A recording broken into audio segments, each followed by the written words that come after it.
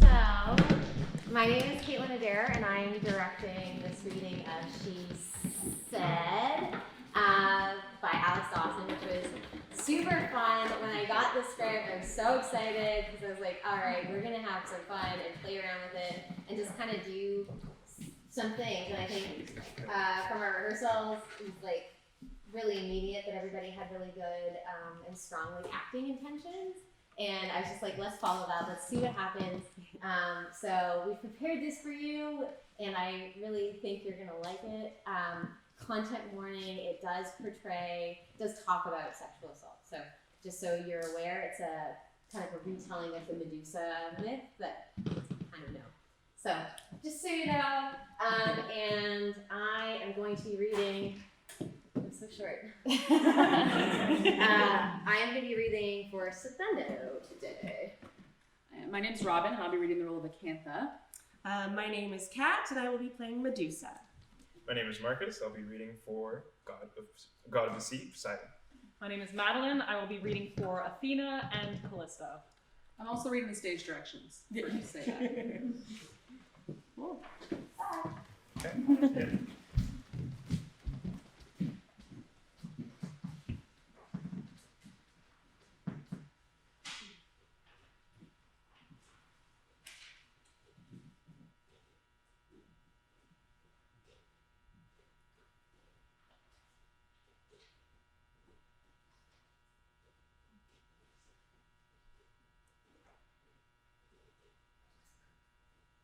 And so, the mighty monster Medusa was slain. No longer could she terrify innocent people with her hideous head and vicious nature. No! That isn't who she was. Perseus, one of the bravest heroes of our time, has triumphed. That thing won't bother you anymore. People will be telling the story of Medusa and Perseus for centuries, and you can thank us for the happy ending. Medusa is revealed, standing upstage. She is dressed up in green robes. Her snakes and her face are hideous, and she looks exactly like a monster. There's blood running down the dress, and we see that Medusa's head is pinned to a shield. Scene 1, the myth of Medusa.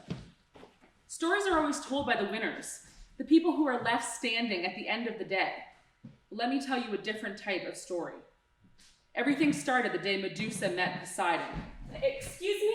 I don't think so. I had a vibrant and fulfilling life before I met that piece of crap. Seriously? You're actually going to make me start at the very beginning? Fine then. Once there was a primordial sea god, Phorcys, and his wife Ceto. They were very much in love and had 3 children. No. That's a little too early to start off in the story. You think these people have all day? You know what? You tell the story then. Fine. I will. Come with me. Scene 2, Poseidon and Medusa meet.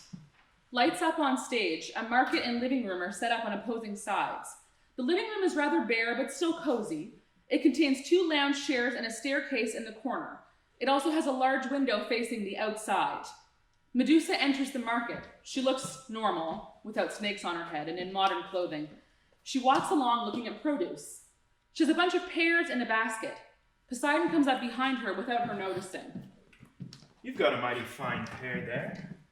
Excuse me? The pears. Oh, okay. Thanks. That was the first time I met him. He reeked of bad news and double entendres. Occasionally I would see him in the street. He would wink. I would scoff, and then he would just disappear. Then one day he stormed around town. A powerful light turns on over Poseidon. He addresses the audience as if they are people of yet-to-be-named Athens. I could have been a great patron for your city. I presented you with the one thing you really wanted, the horse. Athena presented you with a tiny wrinkly fruit. You want the people to be afraid of you? You want power? Think of what you could have been if you had picked my glorious animal over an and an olive. You see, the city of Cecrops didn't have a patron god yet. In a bid to accumulate power, Poseidon offered his protection. However, Athena was also interested in Cecrops and a competition ensued. Hence, the gods offered inventions to promote the prosperity of the land. And if there is anything we know about Athena, it's that she doesn't lose competitions. Just ask Arachne. The earth cracked at his feet, and we all fled into our homes. I sat with my sister as I realized that the man I had bumped into months ago was Medusa stumbles as the land shakes. She goes to join Stheno, and they stand on either side of the window, peering outside. God! I spoke back to a god. What do you mean? Okay, he bumped into me months ago and complimented my pears. I was kind of rude. Finally, I'm going to be the prettiest in the family. Why do you say that? Because you're obviously going to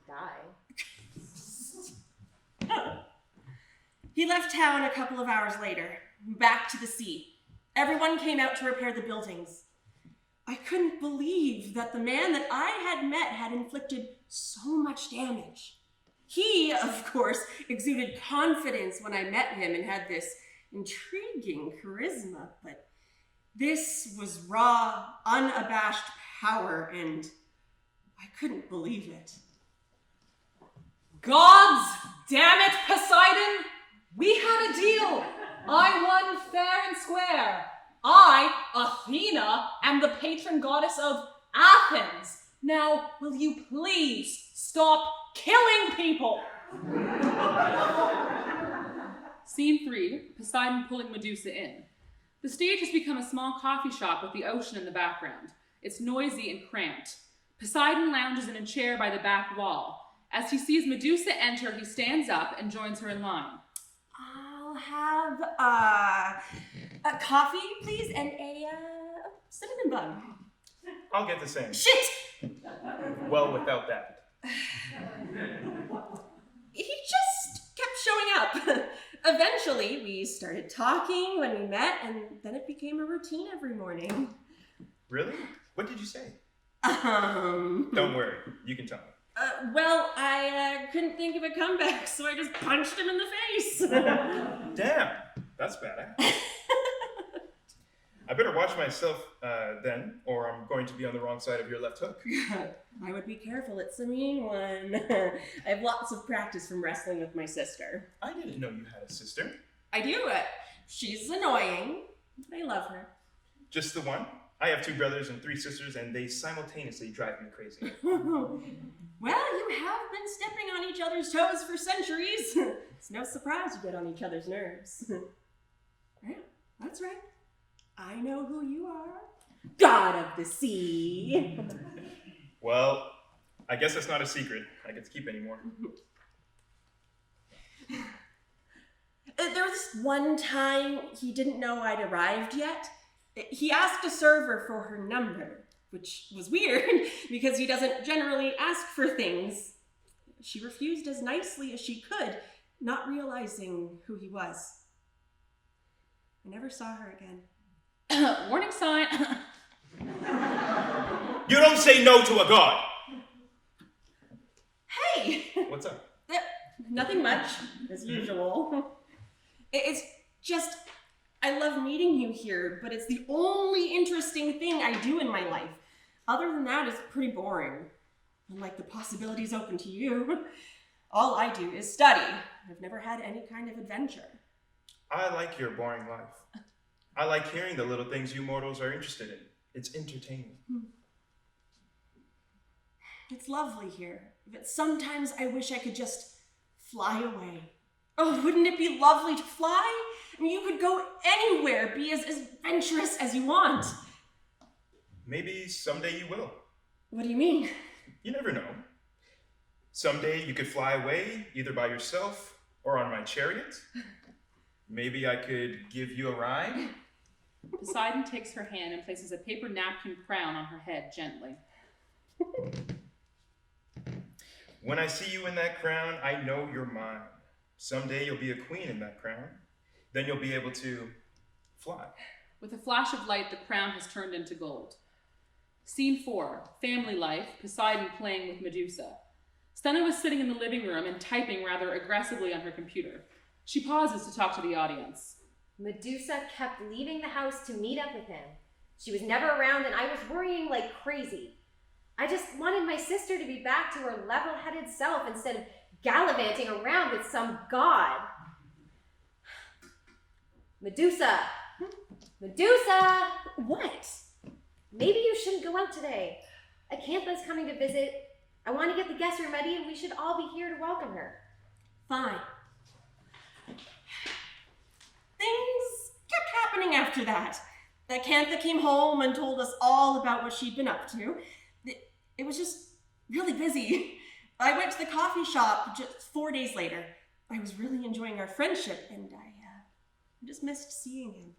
Medusa walks across the stage to the coffee shop and sits at a table. Poseidon enters, sees her, and heads over. You weren't here. I know. You'll never guess what happened. So Acantha came to visit, and she's a family You friend. have become too familiar with me. What? Be here tomorrow. Poseidon leaves. Medusa sits in shock. Eventually, she stands up and walks home. She arrives and passes through the living room where Steno is sitting. Where have you been? Out with a friend. You were out with that god, weren't you? The one who almost destroyed the town? He's angry. He's dangerous. Listen, I know him better than you, and he's actually a nice guy. We have fun. He listens to what I have to say, unlike some people. And most importantly, he likes me. And I like him. I know I haven't always been the kindest sister.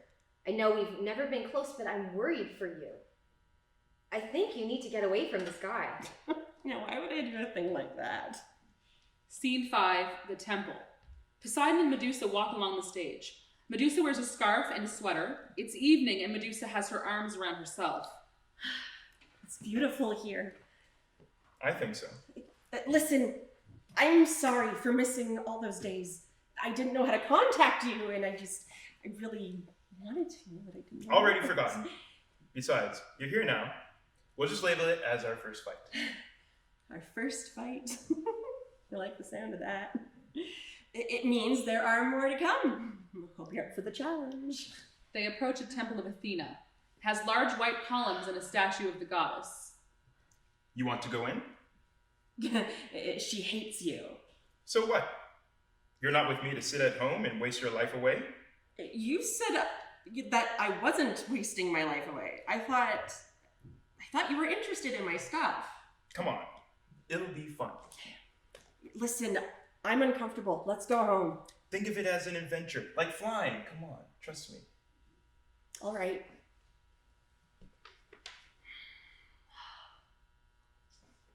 It's a gorgeous temple. Isn't it? The light is hitting you just right. You think so? Yes. Your eyes, they are so beautiful. People have always told me they were my best feature. Oh, I don't know. I like a lot of your features, but yes, you've got killer eyes. Poseidon is now holding Medusa and has begun to kiss along her neck. Your hair, your neck, your stomach, your legs, your... The stage goes dark. Wait! When the lights come up, suddenly she's alone. She lies on the steps of the temple unconscious. The snakes that have replaced her hair are hissing for attention. She's a mess, and there's a bruise developing on her cheek. Medusa reaches up to the snakes, groaning, and is obviously not completely aware of her surroundings. She reacts in horror as she discovers her head. She quickly covers the snakes up with her scarf and stumbles as she starts to walk home and off stage. Poseidon appears on stage, yelling at the sky. You turned her hair into snakes? You've marred her forever. You've turned her into a monster. What did you think was going to happen? That was my temple! Oh, just wait until I tell the others. You had sex with a monster. Scene 6, supported by family. Steno and Acantha sit side by side on reclining chairs in the living room. And so I told him that my boyfriend was right behind him, and if he didn't leave now, his hangover would be the least of his worries. No. Yeah. Medusa's pursuing a relationship. Oh. With whom? I don't really know. It started a couple months ago. I don't know his name, but he's definitely a god and a dangerous one at that. All gods are dangerous. Take Callisto's story. Callisto? You know, Callisto, the girl that was in the news a while ago.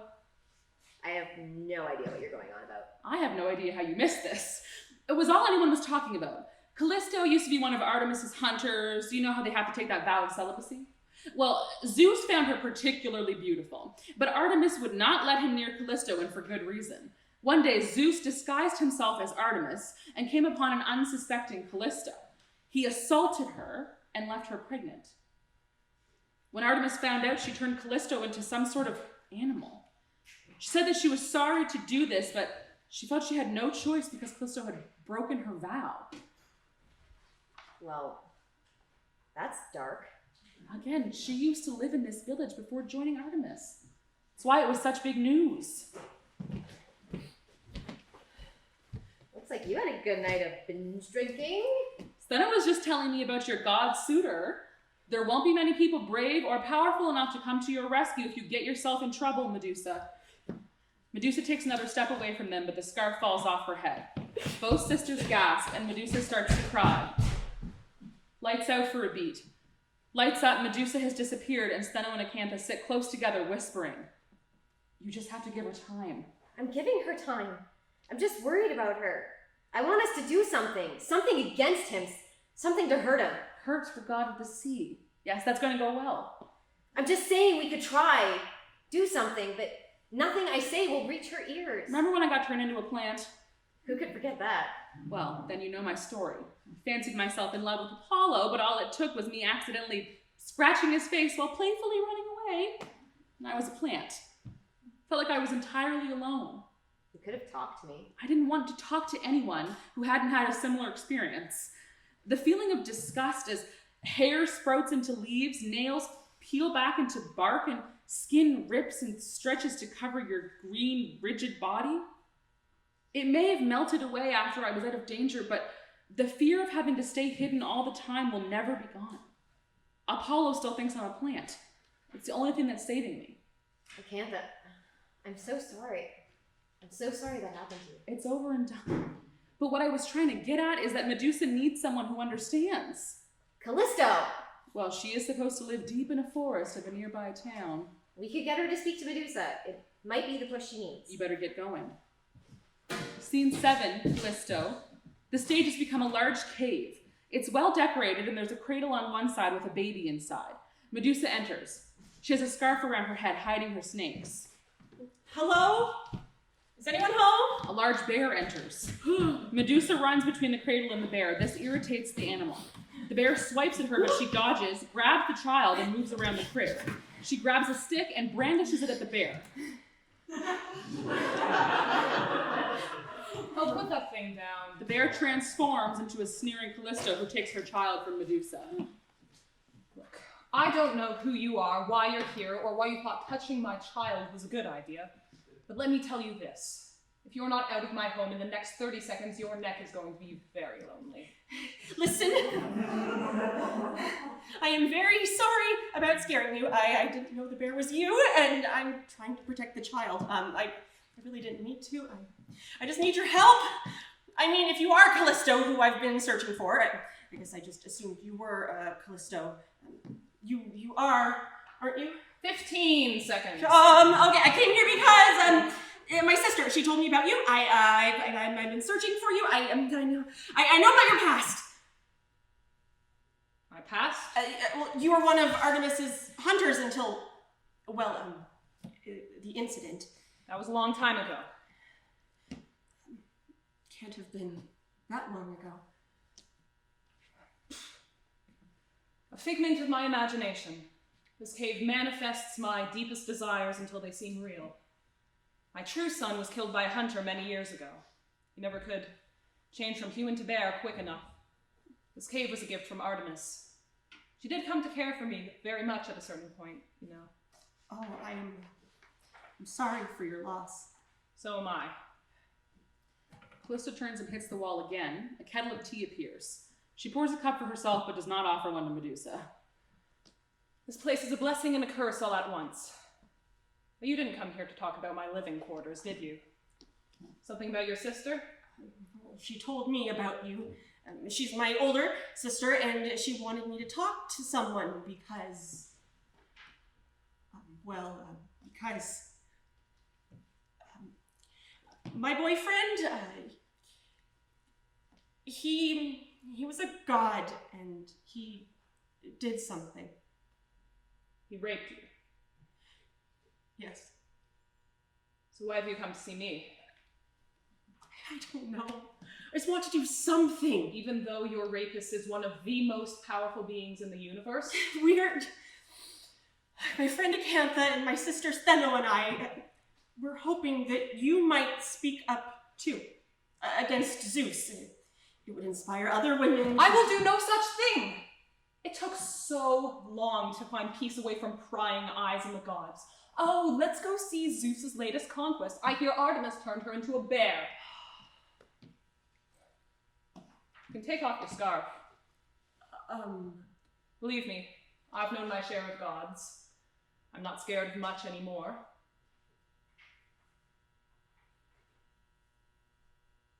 I've seen worse. And like you, I'm aware that outward appearances can be deceiving.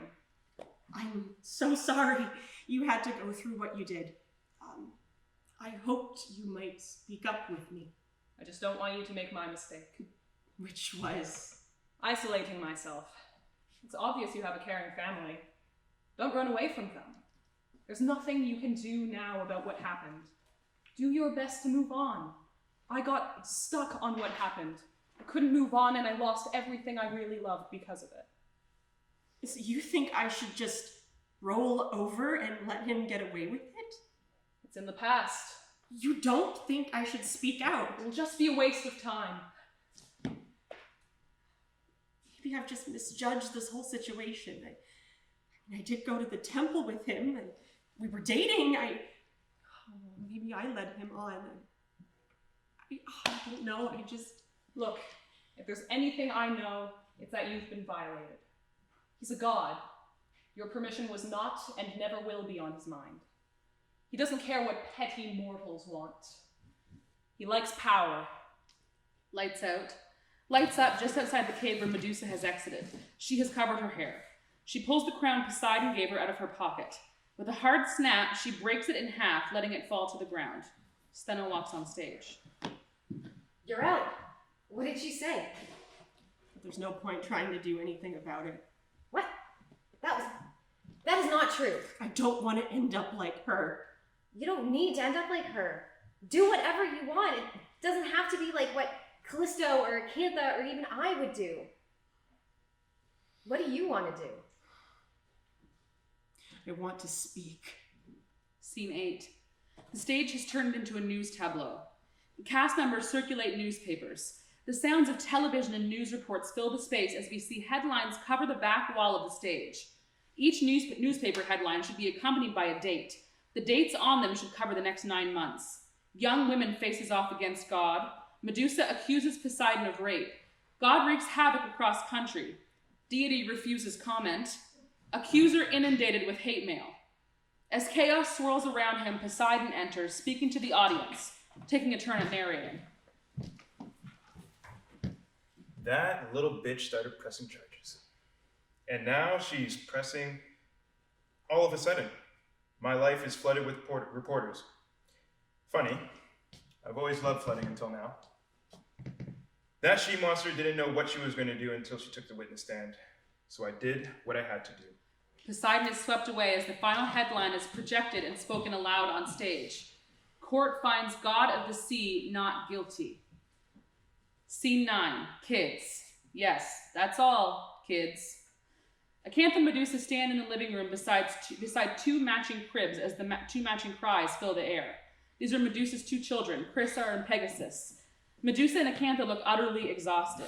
Medusa starts pacing while Acantha tries shushing both children. Steno shuffles into the room. Do they ever shut up? Okay, hey, those are my beloved children. And no. I thought they would do something other than scream and eat. Well, you could hold one of them, then maybe they would sleep. I don't know why you shy away from being near them so much. They spit up, and I value my clothes. And I try not to be around screaming people, no matter how young their lungs are. Medusa picks up Chrysor and rocks him. Medusa's snakes, who had been sleeping on her head, slowly wake up through the proximity of the screaming child. The snakes lean down and start shushing the child. They continue until Chrysor is asleep. The sisters exchange looks. What just happened? Shut up. Do Pegasus now. Medusa picks up Pegasus and rocks him while the snakes gently lull the child to sleep. Steno rushes over as Medusa puts Pegasus down and gives her a hug. Oh my gods. Thank you. I can sleep now. Yeah, it wasn't me. Steno leans over and kisses the top of Medusa's head. Thank you, snakes. But, of course, it was you, Medusa. They're a part of you. You think? When have you known me to be wrong? The snakes settle back down on Medusa's head, content to go back to sleep. Why don't you and Acantha get some sleep? I want to stay with them while they are quiet. Right. Have a good night. Remember to get some sleep. Good night. Medusa settles in a chair between the cribs and starts to fall asleep. The lights fade. Scene 10, the market gossips. Medusa enters the house and slams the door behind her. Oh my gods, I can't fucking do this anymore! Medusa, what's wrong? I can't go anywhere! I take one step outside this house and people are whispering about me. Just like Callisto said they would. Who was it this time? No one in particular. Just the usual stoners. Oh, I'd love to teach them a lesson. Here. Why don't you go take a rest, Medusa? I'll start dinner.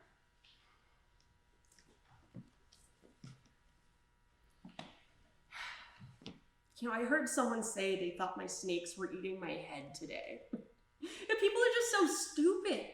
I'm so tired of being around gossips. As soon as I try to stick up for myself, I'm labeled a treasonous bitch.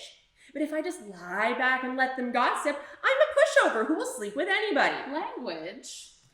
It's just stuff I heard in the street. Listen, I've been thinking. I'm finally ready to leave home, and you're always looking for a place to blend in so Apollo doesn't discover you. Medusa needs to get out of town too. True. I was thinking that the three of us could get a different place, you know? It wouldn't be anything fancy, but we could get a few towns over. Sounds great. I love it. And so, we moved to a little apartment that was all our own. Medusa was nervous, but was so preoccupied with the children that she barely noticed moving day. We settled in well, and I finally felt like Medusa clicked into life a little more. I think we all did. We had all been ready for a fight, for a scare, for a god's vengeance any minute, but here, we finally got to relax. Blackout. Scene 10, family life. Lights up on a new apartment. It's the middle of the day, and the room is a colorful mess. Steno is by herself with the children as they cry. She's trying to calm them down. I don't understand how I can love you with everything in me and hate you with fiery passion at the same time.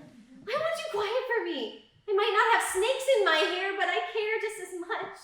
Let me soothe you, babies, please. Thank goodness you're back. Your children are disrupting our neighbors. Medusa smiles and goes over to the children. The snakes jump into action and start shushing them. As the children settle down, Acantha and Steno sit on the ground with their groceries. Medusa joins them and they grab food out of the bags. Medusa peruses her phone as they talk.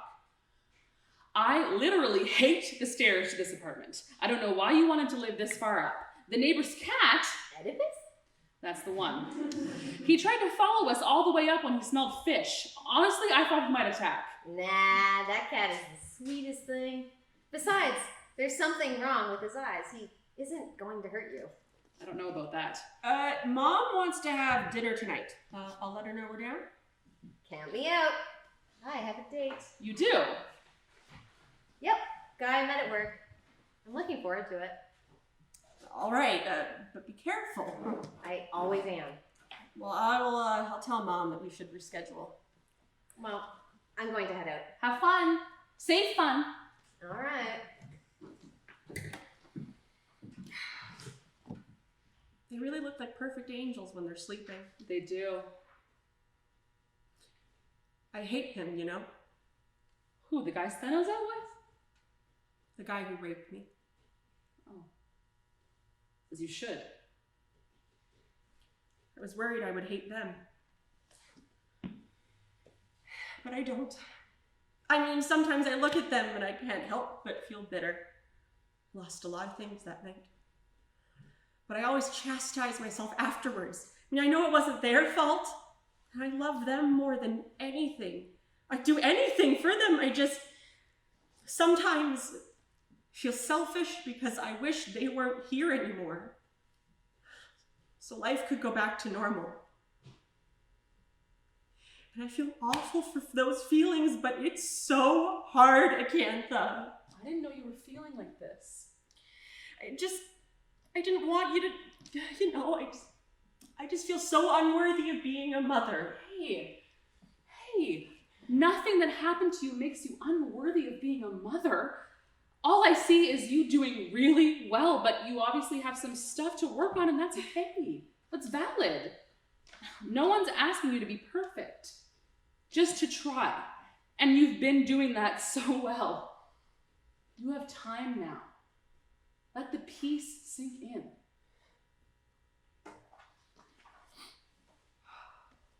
I forgot the baby food. That's kind of a necessity. Grab some on my walk. Scene 11, Poseidon returns. When the lights come up, Poseidon sits in a chair in the middle of the stage. Chrysor is on his knee. It is still the middle of the night, but Medusa wakes up slowly, rubbing her eyes. She reaches for Chrysor. When he isn't where she thought he would be, she turns around and sees Poseidon. What the fuck are you doing here?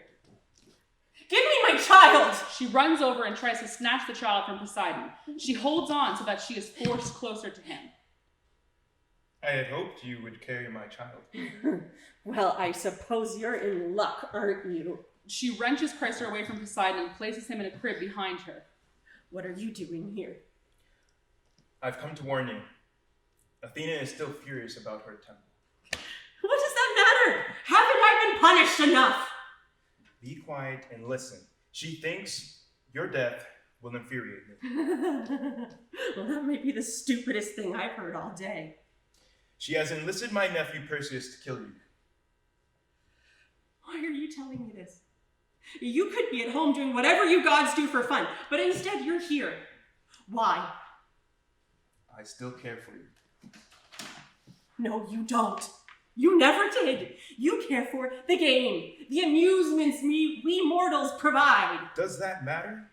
My nephew is a skilled fighter. You don't stand a chance without my assistance. I'll take my chances. I've survived so far without your help. You should rethink your moronic stance. Think what life could be. You could have another crown, and with it, I can make you a queen. Wouldn't you like that? I will always be a queen, even when you can't see my crown. If you truly cared about me, you would extend your protection over me and my family without me having to accept it. Something I will never do. Until then, get out of my house.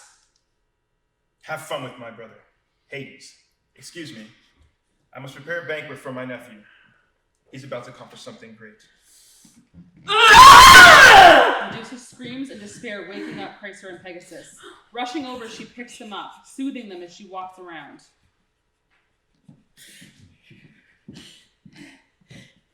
Oh, Steno, thank goodness. I need you to take the children. What's happening? Poseidon was here. A man has been sent to kill me. I don't understand. Why would Poseidon want you dead? No, it's Athena who wants me dead because nothing's more important than the purity of her temple. Steno, we don't have time for this. You need to take the children. Steno takes the children and heads towards the door when she notices Medusa isn't following her. You have to come too. You're the one that they want dead. He will find me wherever I go. The children are the priority. Pegasus, Chrysor, I will always be there with you, even if you can't see me. Remember that. You will be godly, but don't let that life consume you. Nothing should be more important to you than each other.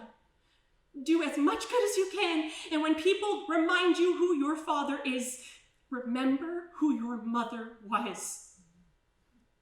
I love you, babies. I love you. You have to fight Medusa. I will. Medusa paces the apartment. She locks all the doors and windows and then double checks them. Finally, she sits down in a chair, staring at the one Poseidon was sitting in. Silence fills the stage as night passes. The audience hears a door unlock and open, and then footsteps walking towards Medusa. She watches as the silhouette of a man is projected on stage. This is Perseus. Medusa can see him, but the audience only sees the silhouette. The silhouette advances. Your uncle was here. It's his warning that allowed me to save my family. So when you see him next, thank him for me. Perseus startles, and Medusa takes this opportunity to punch him in the face. Medusa throws herself behind her chair. It is pulled away, and the silhouette grabs at her. She extracts herself and runs across the stage. Perseus chases her down, and the shadow seems to cover the entire light, leading to a blackout.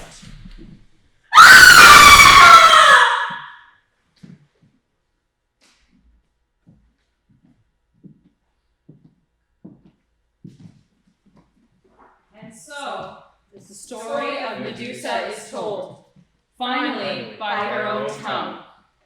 But the story still ends in same, with murder, blood, and tragedy. What is left, the world asks? Life.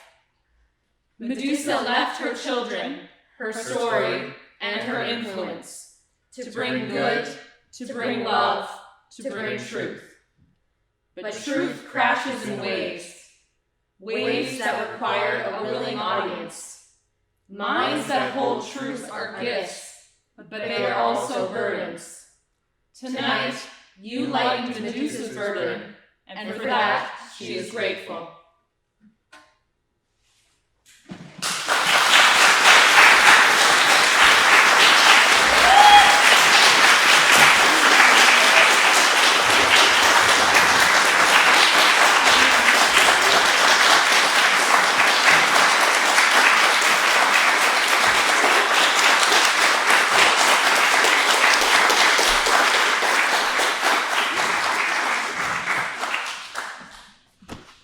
Kaitlyn, do you want to take this chair? I'll sit on the side there for you. Alex, would you like to stay there, or would you like to come up on stage? Yeah!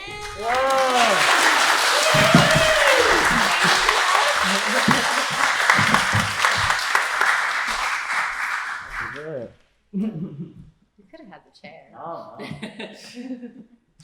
directed the last one. Now you got the music stand instead. Yeah.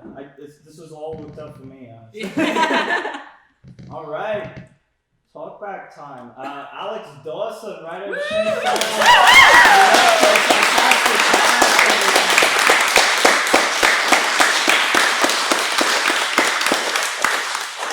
Same rules apply, I suppose, but I'll invite the audience. Does anybody have any questions? We have one right there. I know that the old tales of Greek mythology really influenced and shaped this play through many different aspects of it. I just have two questions. I wanted to ask, how did the old Greek mythology stories influence the creation of your play? Yeah, I mean, that's a great question. So I think they influenced it a lot by the characters. I mean, all the basic plot structure is the same. We've got the same characters, and we make reference to tons of other Greek myths that were actual myths, actual stories. But a lot of those myths are told through the male eye, through the male gaze, and in a way that really doesn't empower women at all. And so I wanted to take them all and see how I could make them work together. So we have Arachne, we have Callisto, we have Acantha, all of which are, and Medusa, obviously, all of which are women who are assaulted, are raped by the gods, and the gods are seen as the heroes of their story. So I wanted to put it on its head and see, okay, well, can we make them the villain? The only other question I had is, this is mainly a directorial question, but were costumes organized? Because I really liked the way the characters looked, like with their real costumes. Thank you. They were not, other than the headscarf. But when we did our rehearsal, everybody kind of showed, like Poseidon, you showed up in like a blue shirt, and I was like, all right, I can trust these people to show up. I like represent.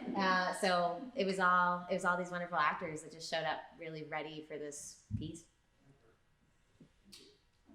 the back. I guess like as a follow-up from that, as far as costuming goes, do you have like a vision for what you want the snakes to look like? I was thinking of like some kind of puppetry and like that, but like do you have like I was totally thinking puppetry, so you're right on brand there. I definitely see a little bit of movement, but it's about the actors, use of what they can do with the snakes and how they can put that into their performance. So yeah, puppetry was where my head was at.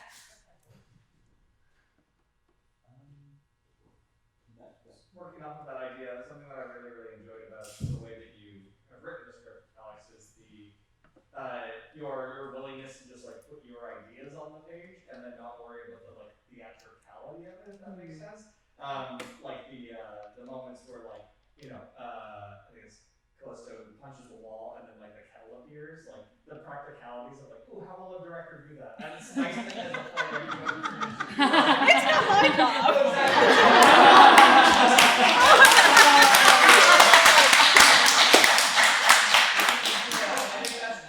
I think that's something that people are afraid to do in a play and like get really in their head about it. So like the snakes, all those moments of magic, I think those are exciting opportunities for like directors and designers. So I think that's very generous of you as a writer to do. Thank you. It's really nice. Thank you for that.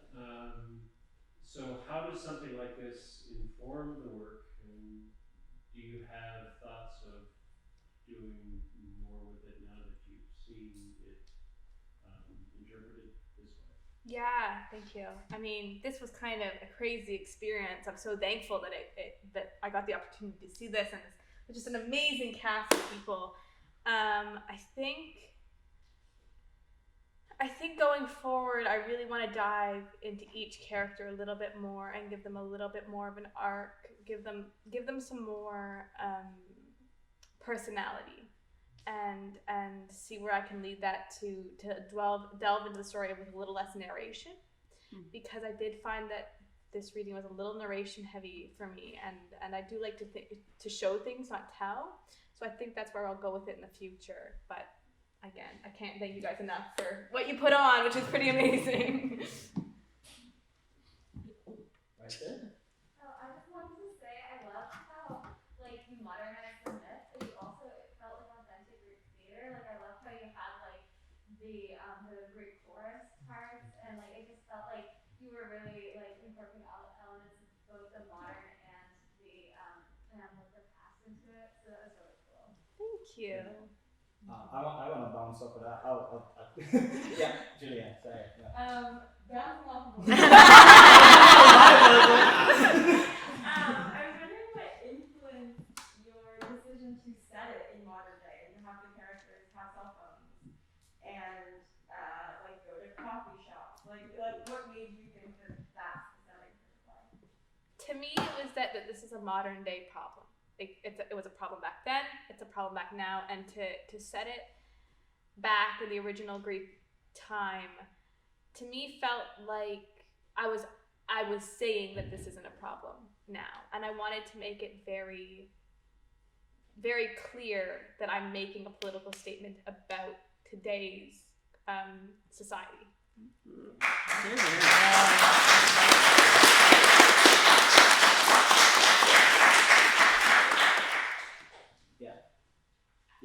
And bouncing off all of that. It's such a great play, Alex, and so well written. And I can't remember the exact line, but we did something double entendre, and I thought it was just like, oh, that's funny. But my question is about Athena and the relevance with this today, because it's clear Poseidon is the rapist. It's clear that you're drawing on Me Too echoes and so on. But what about those women with power who just make it worse, right? And I think that you've done a great job by showing that Athena has no mercy, has no sympathy, and so on. But boy, I wanted to give her a piece of my mind for her role in the complicity of what happened, right? Yeah. Yeah. Part of it is that all these situations are so complicated and complex, and there's no right way to react to a situation, but I find that it's hard because I'm trying to find the right words.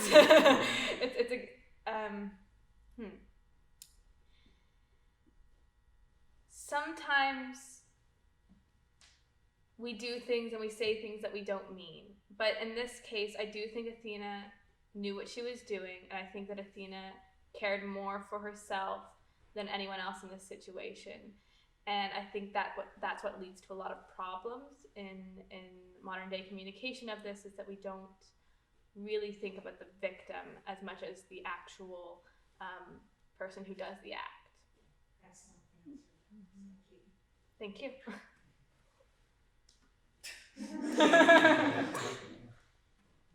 Was the story of Medusa like the first idea you landed on, or were you toying with modernizing other like Greek mythology tales? And on top of that, which one's coming next?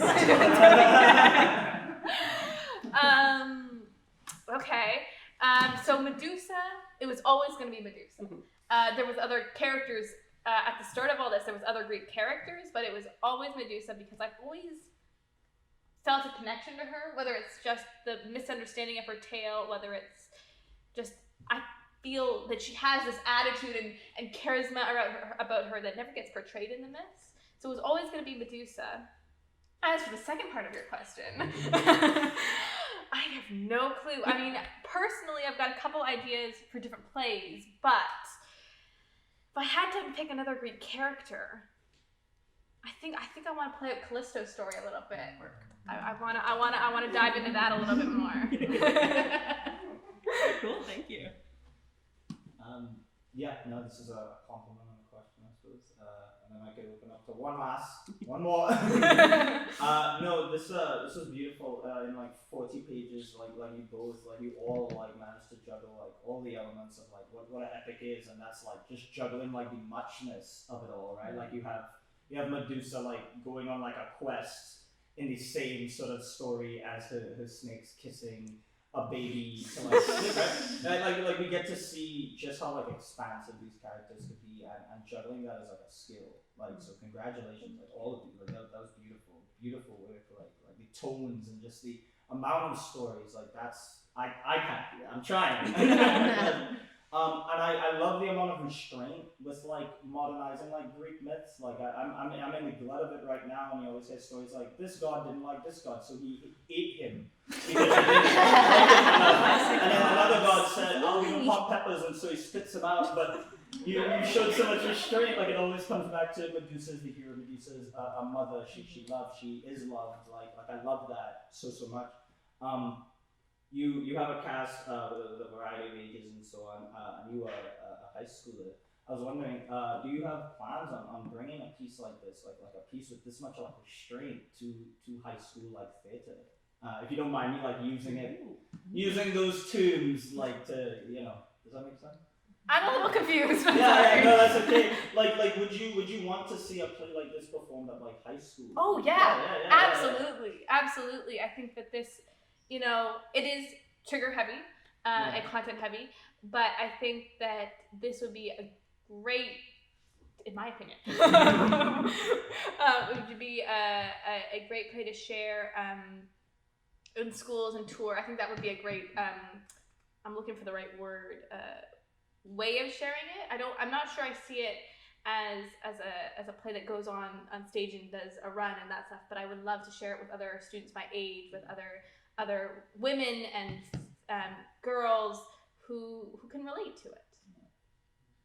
It's a wonderful vehicle for conversation, for topic, for perhaps opening up the possibility of conversation for people who might have experienced various things. In my experience, in my work, there's a lot of things that trigger trauma. It's very trauma informed, but at the same time, you actually need to prepare for the aftermath of presenting something which, as you work on it and develop it and take your characters, would actually probably be needed. Yeah. I agree completely. Last question. Kaitlyn, you work with Rebel Film. You usually write your own pieces. What was it like working with another script? Oh, I loved Yeah. it. I loved it so much. I was super excited when I got the script and I started reading. I was like, oh my gosh, I'm so excited. And I ended up having to message Alex and be like, or no, I think I talked to you in person about like some of the casting choices because like they were written differently in the play. Like Athena wasn't cast at all. She's a voiceover. Yeah. And I was like, nah. Nah. And I knew, like, I think not writing it, when I write, I tend to write from my own perspective, my own people. I take inspiration from, like I've written Anthony into things before. And so it's easy for me as a director in that sense because I already have visions of people. But this was a lot more fun because I was like, I don't know what like Poseidon looks like. I don't know what Medusa. I mean snakes. So the hair helped a little, but like it was like more fun because I had the chance to like get to know the characters on the page and then make my interpretation and be like, this is what I think. And holy moly, did y'all show up?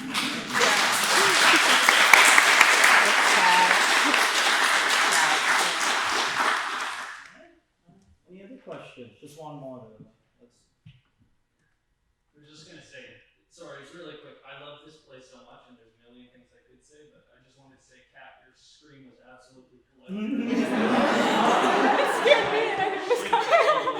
Thank you. Thank you. I worked real hard on that death rattle. It's great. I was literally right beside her, right over there. Blew my ears out. It's okay. It scared me. I almost threw the papers. That's it.